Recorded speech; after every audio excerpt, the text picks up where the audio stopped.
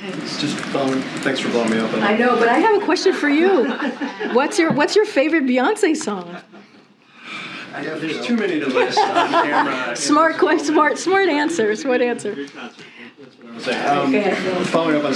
And I do have a small confession to make. I'm also out of clean clothes after these last couple of weeks. So I think I ran into Annie Linsky with Wall Street Journal and Lauren Egan with Politico as they saw me trekking back to get some clothes to wear with you here today because I don't have time to do laundry or take anything to the dry cleaner. So that's about how my last 2 weeks have gone. Beyonce from Paris. You did know. It was great. It was my wife's 40th birthday present. It's not bad. I feel this right now.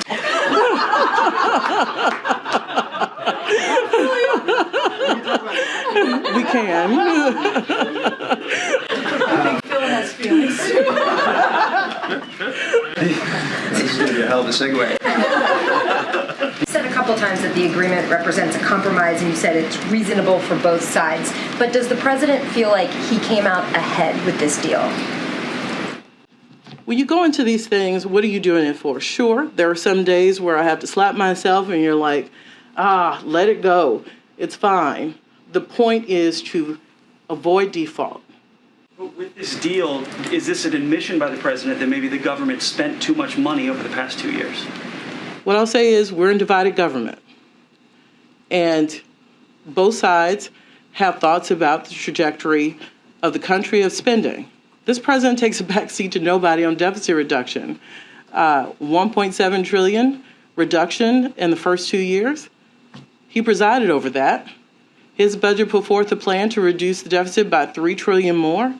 He also made the case over and over in this conversation that if you really want to do big deficit reduction, where's the revenue? No. Late at night when you had no laundry or at other times, where is the administration thinking on the usefulness of having a debt ceiling? Right. And not only avoid default for a little while until 2025, which is what this bill does. And it does give us some breathing room not to enter into these chaotic circumstances. For the work requirements in SNAP, Republicans estimate 700,000 Americans are going to lose those benefits. So can you square that circle? How? Yeah. Yes, there will be a phase-in to add age up to 54. Remember, we also got new exemptions in this bill.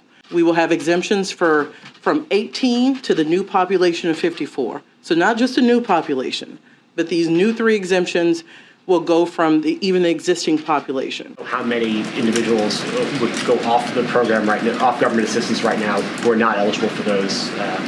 So we think it's about the same number, but the range is about what you said, but it's also the same range of people who will take advantage and who qualify for the new exemptions. So those numbers are going to be very close to each other, meaning a wash in those affected who go on and who are phased on over years and those who come off of the requirements.